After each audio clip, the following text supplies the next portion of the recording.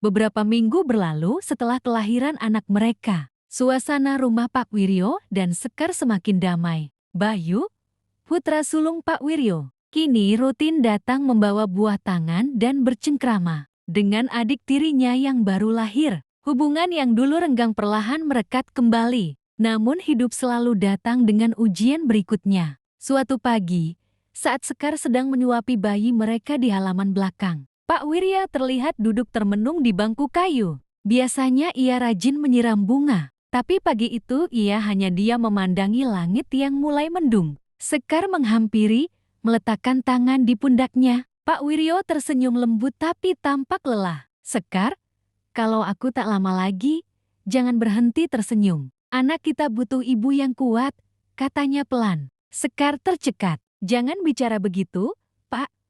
Usia bukan batas cinta kita. Hari-hari berikutnya, Pak Wiryo mulai sering batuk. Tubuhnya melemah dan selera makannya menurun. Dokter mendiagnosis penyakit paru-paru kronis yang sudah lama tidak terdeteksi karena Pak Wiryo terlalu jarang memeriksakan diri. Kabar ini membuat Sekar hancur, tapi ia menolak menyerah. Ia merawat suaminya siang malam, bahkan menolak tawaran bidan pengganti agar tetap dekat dengan keluarga kecilnya. Suatu sore, Sekar memotret momen bersama Pak Wiryo di taman yang sama. Mengenakan pakaian santai namun penuh kasih. Ia ingin mengabadikan senyum suaminya yang meski sakit, tetap memancarkan kedamaian. Di foto itu, Pak Wiryo duduk di bangku, dan Sekar berdiri di sampingnya. Setahun telah berlalu sejak kepergian Pak Wiryo.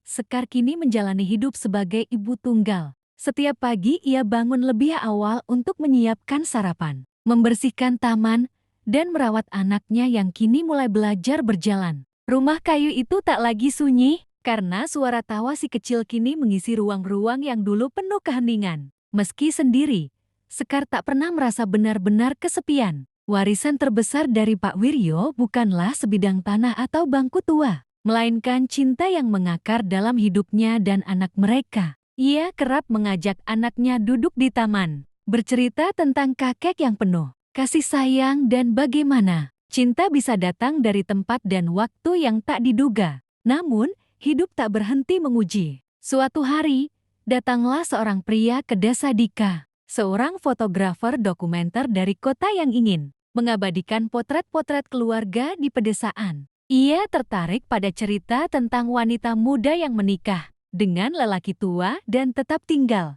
Setelah ditinggal pergi, ia meminta izin pada Sekar untuk memotret kehidupan sehari-harinya bersama anaknya. Awalnya Sekar ragu, tapi Dika bersikap sangat sopan dan menghormati ruang pribadi mereka. Hari demi hari ia datang bukan hanya membawa kamera, tapi juga perhatian. Ia bermain dengan anak Sekar, membantu merapikan taman, bahkan memperbaiki atap rumah yang bocor saat hujan deras. Kehadiran Dika membuat Sekar kembali merasakan hangatnya perhatian dari seorang lelaki. Namun, hatinya tetap berat. Bukan karena ia belum bisa move on, tapi karena ia merasa belum layak membuka hati lagi. Baginya, cinta yang ia miliki bersama Pak Wiryo begitu dalam dan suci. Ia takut jika menerima cinta baru, ia akan mengkhianati kenangan itu. Hingga suatu malam, saat hujan turun dan lampu padam karena petir menyambar tiang listrik, Dika datang membawa pelita dan nasi hangat.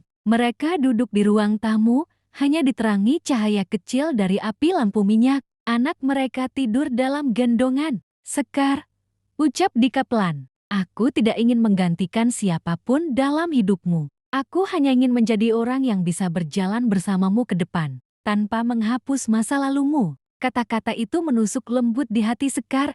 Ia tahu, cinta yang dulu tetap hidup dalam dirinya, tapi mungkin ada ruang baru untuk cinta yang lain. Cinta yang tidak datang untuk menggantikan, tapi untuk menyempurnakan. Dan malam itu, di antara bunyi rintik hujan dan bisikan angin, Sekar kembali menemukan harapan. Bukan karena ia lupa, tapi karena ia belajar bahwa cinta sejati bukan tentang memiliki satu hati selamanya, tapi bagaimana hati itu mampu mencintai dengan cara yang baru tanpa menghapus cinta yang lama.